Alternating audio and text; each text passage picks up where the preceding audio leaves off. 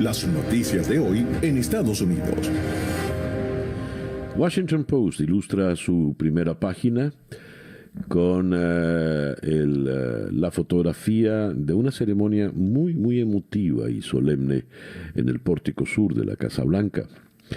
Las escaleras fueron llenadas con velas, miles de velas, que representan a los 500,000, más de 500,000 norteamericanos que han fallecido por el COVID-19 en poco más de un año.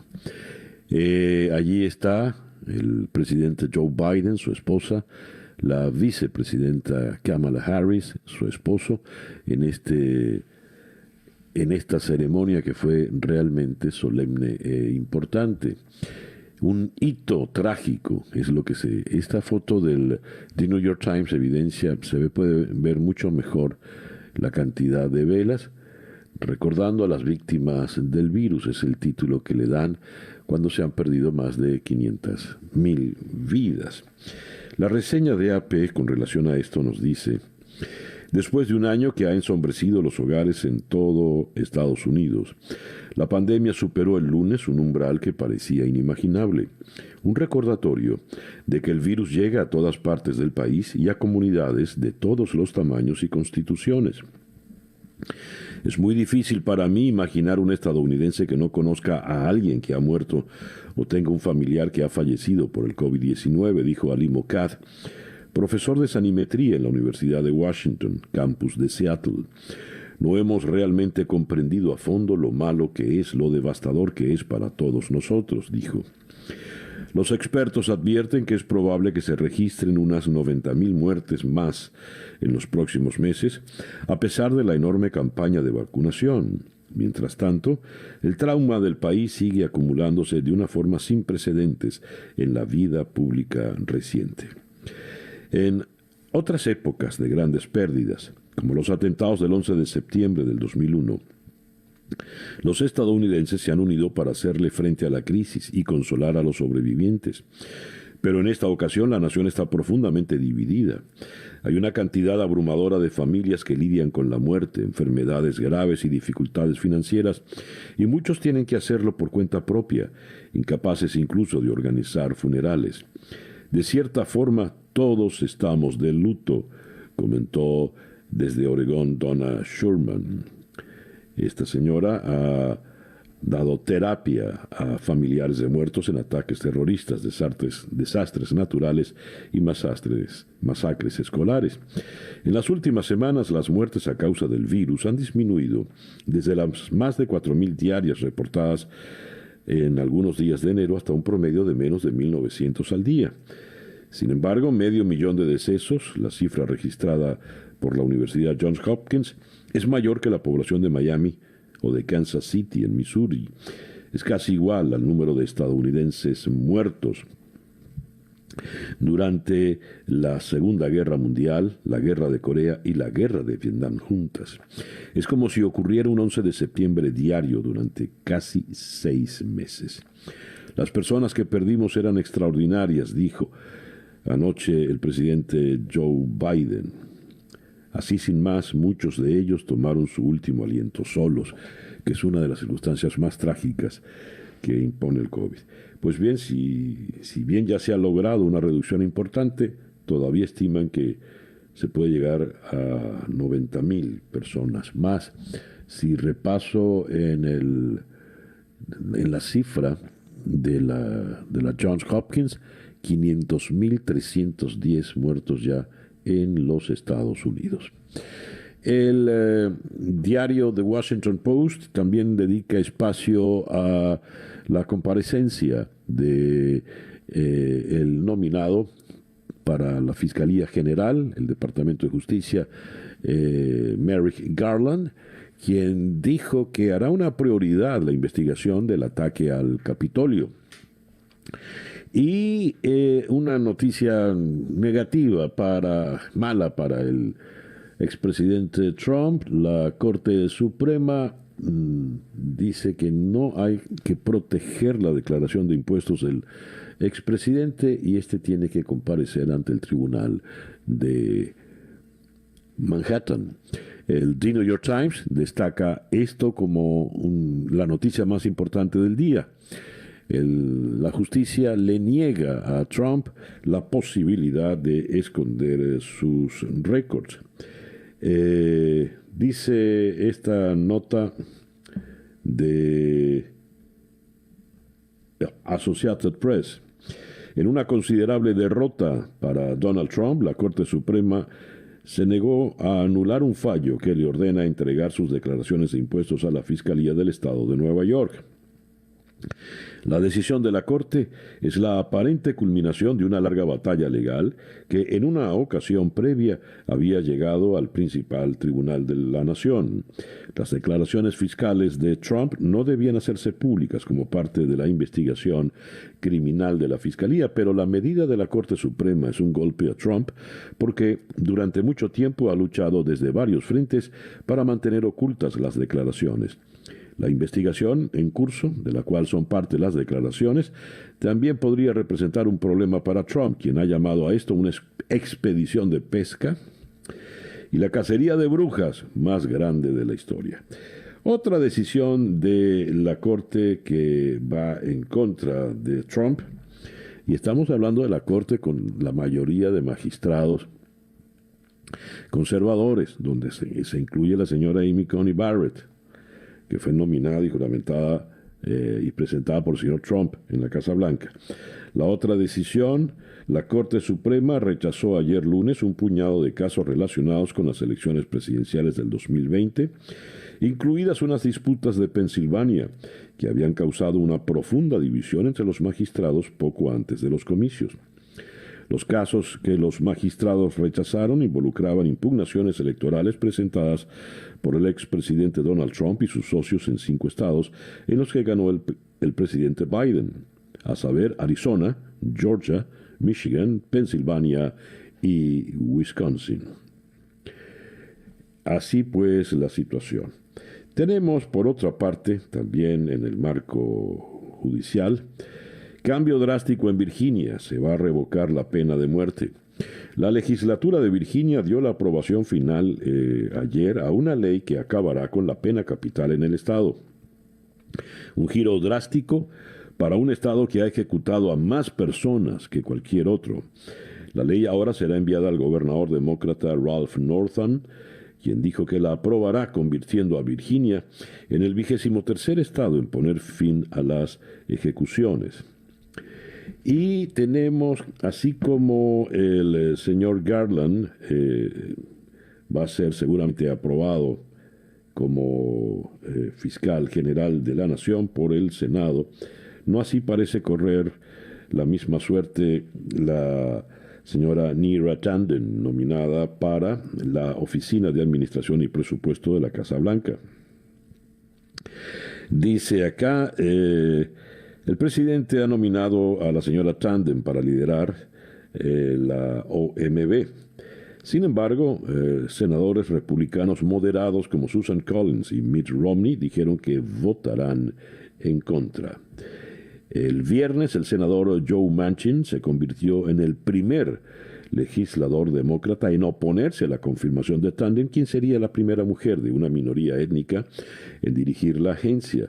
Conforme aumentan las dudas sobre el futuro de Tanden, la Casa Blanca la calificó como una experta consumada en leyes y Biden le reiteró su apoyo, pero al parecer tiene ya muchos elementos en contra. Tenemos que el secretario de Estado Anthony Blinken, ayer, en su primera intervención en la Conferencia de Desarme de Ginebra sobre los provocativos y peligrosos programas de desarrollo de armamento en China, país al que pidió más transparencia en la materia. Dijo Blinken, advirtió sobre el provocativo y peligroso rearme de China. Fustigó también el secretario de Estado el comportamiento desestabilizador de Irán en la región, aunque reiteró que Washington sigue comprometido a usar la diplomacia en el tema nuclear. Y tenemos que Washington sanciona a los líderes de la Junta Militar de Birmania. La Casa Blanca congeló cualquier bien que tengan en Estados Unidos el general Maung Gang, comandante de la Fuerza Aérea, y el teniente general Moe Jin-tung, y vetó su entrada al país. Cerramos con la captura de la esposa de El Chapo Guzmán. Emma Coronel, esposa de Joaquín El Chapo Guzmán, ex líder del cártel de Sinaloa, fue arrestada ayer en Virginia por casos relacionados con su presunta participación en el narcotráfico internacional, según informó el Departamento de Justicia. Según documentos judiciales, la esposa de Guzmán está acusada de participar en una conspiración para distribuir cocaína, metanfetamina, heroína y marihuana para su importación a los Estados Unidos. El reloj indica en este momento las 7:20 de la mañana. Estas son las noticias de Venezuela. La primera página del diario 2001 en Caracas, que destaca la fotografía de Emma Coronel cuando era reina de belleza, la narcorreina cae presa en Washington, destaca como gran titular de primera página: la xenofobia contra criollos va en escalada. Expertos explican que la pandemia del coronavirus agrava la incómoda situación de muchos venezolanos en países como Ecuador, Perú y Chile. Los sectores más pobres de estos destinos miran a los migrantes como competencia en medio de una situación económica desmejorada por la cuarentena. Hechos de sangre se hacen cada vez más comunes. Tenemos en otras noticias: el Ejecutivo denuncia complot desde Colombia y la Unión Europea sanciona a José Brito y otros 18 funcionarios. Esta última noticia es la que El Nacional, en su primera página virtual, destaca como la más importante. Por socavar la democracia, la Unión Europea sancionó a otros 19 funcionarios del régimen de Maduro. Con las nuevas restricciones se eleva a 55 el número de personas sujetas a sanciones, que incluyen prohibiciones de viaje, congelación de activos, además de un embargo de armas y equipos para la represión interna. En la lista figuran el almirante Remigio Ceballos, comandante de la CEOFAN, Omar José Prieto, gobernador del estado Zulia, Indira Alfonso, la presidenta del Consejo Nacional Electoral, los diputados José Brito y Bernabé Gutiérrez, así como varios magistrados del Tribunal Supremo de Justicia chavista. Indefensos en Latinoamérica. La pandemia de COVID-19 en América Latina y las medidas de los gobiernos para controlarla han afectado gravemente a la comunidad de migrantes, no solo por las dificultades para trabajar, sino también por los desalojos de los que han sido víctimas. Un estudio denominado Encuesta Regional de Desalojos de las Personas Refugiadas y Migrantes de Venezuela señala que la mayoría se quedó sin vivienda o está en riesgos de expulsión por no poder pagar los alquileres. También destaca El Nacional en su primera página de hoy: Venezuela protagoniza sesión del Consejo de Derechos Humanos de Naciones Unidas. Nicolás Maduro e Iván Duque sostuvieron un duelo simbólico en la apertura de las sesiones del Consejo de Derechos Humanos. La crisis humanitaria venezolana fue uno de los temas centrales junto con la pandemia de COVID-19. El presidente de Colombia dedicó parte de su discurso, transmitido de forma virtual, a denunciar los crímenes atroces que se cometen en Venezuela y pidió a la comunidad internacional que no se muestre indiferente. Jorge Rodríguez se jacta de controlar movimientos de líderes opositores. El presidente de la Asamblea Nacional Chavista aseguró que tuvo conocimiento, gracias a un infiltrado, de que esta semana representantes de la oposición se reunirán en Bogotá con el embajador de Estados Unidos para Venezuela, James Story. Ese es el chisme que suelta Jorge Rodríguez, quien ya va a camino de ser un novelista de espionaje. Y tenemos por acá, Alemania pide investigación contra Nicolás Maduro por crímenes a los derechos humanos. El secretario de Estado del Ministerio Federal de Relaciones Exteriores de Alemania, Miguel Berger, solicitó una investigación contra la dictadura de Maduro por crímenes a los derechos humanos. Berger sostuvo, después de las elecciones legislativas injustas en Venezuela, la Unión Europea impone sanciones adicionales contra representantes del régimen de Maduro, entre ellos personas responsables de graves violaciones de derechos humanos. Necesitamos una plena investigación de sus crímenes. Y el gobierno interino brindó un comunicado. Leo lo que dice. Gobierno legítimo de la República Bolivariana de Venezuela recibe con beneplácito las acciones emitidas por el Consejo de la Unión Europea el día de hoy en contra de 19 miembros de la dictadura de Nicolás Maduro. Hoy Europa ha ratificado su compromiso con la libertad de Venezuela a través del respeto a los derechos humanos y el retorno de la democracia a nuestro país. El reloj indica 7:24 de la mañana acá en Día a Día. Escuchas Día a Día con César Miguel Rondón. Nuestra agenda para el día de hoy, martes 23 de febrero, vamos a comenzar en la ciudad de Nueva York con la periodista Luján Artola y con ella vamos a abordar el tema de la Corte Suprema que autoriza a que el Tribunal de Manhattan pueda examinar las declaraciones de impuestos de Donald Trump. Esto será en Nueva York. De Nueva York iremos a Caracas para conversar con el abogado experto en Derecho Internacional, diplomático de vasta experiencia y en la actualidad editor de analítica.com, Emilio Figueredo, para con él analizar lo que ocurrió ayer con las intervenciones de Maduro y Duque en el marco del Consejo de Derechos Humanos de Naciones Unidas. De Caracas vamos a ir a las antípodas, vamos a ir hasta Singapur para conversar con Paloma Almoguera, periodista del País, para analizar la situación en Myanmar. Myanmar celebra sus protestas más masivas desde el golpe de Estado tras un fin de semana de represión. Por lo visto, no se han detenido las manifestaciones. De Singapur vamos a venir a Ciudad de México para hablar con el editor de El Economista en México, Fausto Pretelín Muñoz de Cote. La diplomacia de las vacunas, así han dado en llamar la visita de Alberto Fernández a México.